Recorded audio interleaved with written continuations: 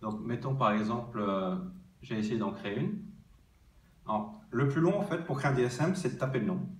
Donc, on va pas faire ça. Et ensuite, donc, on va pouvoir définir, par exemple, la priorité au niveau des ressources. Si vous voulez plus de RAM, donc bien entendu, la RAM sera limitée par la machine haute, mais vous pouvez définir, on va taper le nom quand même. Hop. Et donc, il y a des limites, il faut taper 2 fois. Donc, vous allez pouvoir définir, par exemple, hop, voilà. Donc, vous allez pouvoir définir, là, par exemple, ce Docker, je vais lui donner 2 Go de RAM. Dans ce cas-là, on va peut-être lui donner juste un petit peu de RAM. Ah. Et ensuite, on va définir donc quel paramètre réseau, si on veut, enfin le classique, si on veut un serveur DHCP ou une IP fixe. Ah. Donc, on va utiliser un dossier de partage existant. On va lui donner un autre nom. Voilà, on aime bien donner des noms. Et ensuite, donc, tout va être créé. Donc, je vais annuler là. Et donc là, nous avons nos deux Docker. Donc par exemple, celle-là est en train de tourner. En fait, c'est une machine que j'ai préparée pour aujourd'hui. Donc on va pouvoir s'y connecter directement depuis l'interface de DSM. En fait, donc on va avoir un système indépendant de DSM qui va tourner directement. Donc là, en fait, c'est donc un DSM dans un DSM complètement indépendant. Et la différence majeure, c'est que là, en fait, vous n'aurez pas de gestionnaire de stockage parce que tout sera géré par la machine haute, en fait. Donc, mettons que vous avez dans FileStation, là, vous voyez, vous avez donc cette structure de dossier partagé dans la machine, dans le Docker. Et donc, cette structure, en fait, va se retrouver. Donc là, attention, il faut bien suivre. On va retourner dans la machine haute.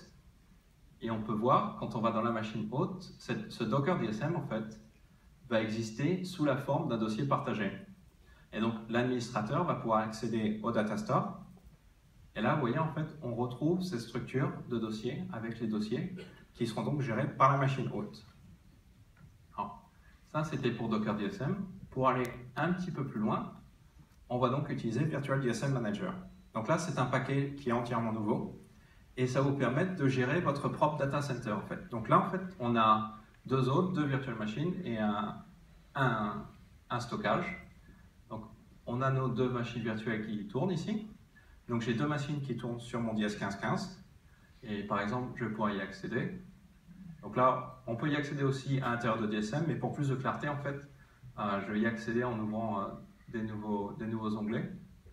Donc il va falloir se reconnecter je pense parce que pour des mesures de sécurité on ne peut pas rester inactif trop longtemps.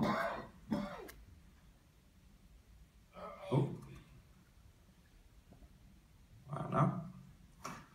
Donc là, on va pouvoir se reconnecter. Donc là, on a une machine virtuelle qui est entièrement...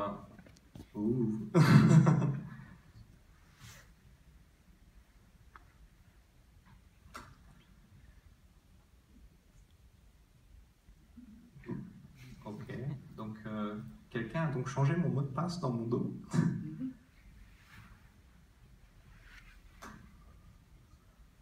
Voilà, enfin. Bon, d'accord, donc on va essayer l'autre machine virtuelle du coup. Donc, c'est donc une version pré-alpha. Voilà, donc celle-là fonctionne. Donc cette version pré-alpha de Virtual DSM. Donc là, on a une instance de DSM qui est complètement indépendante.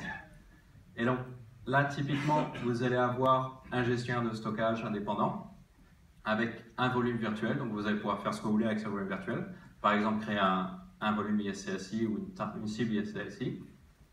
Et par exemple, vous pouvez avoir des paquets, donc tout sera entièrement indépendant. Donc si vous voulez avoir votre propre Quick Connect ID, par exemple, vous pouvez utiliser ça avec votre Virtual DSM. Et l'autre fonctionnalité que je voulais vous présenter aujourd'hui, c'est la migration en temps réel. Donc, mettons par exemple, vous allez avoir, donc je vais ouvrir FileStation. En même temps, en fait, je vais envoyer un fichier, donc un fichier assez lourd pour avoir un peu de temps. Donc, je vais envoyer ce fichier dans DSM. Donc, vous allez voir, donc vous voyez, l'envoi se fait en ce moment. Et là, ce que je vais faire, en fait, je vais retourner là et je vais bouger. Donc là, donc ma machine virtuelle est stockée sur mon 1515+, et je vais la migrer sur mon RS 3614XS+, donc en un clic. Donc vous allez voir, donc la machine est en train de bouger. Et en fait, en même temps, donc le téléchargement, en fait, tout va se faire de manière entièrement transparente pour l'utilisateur final.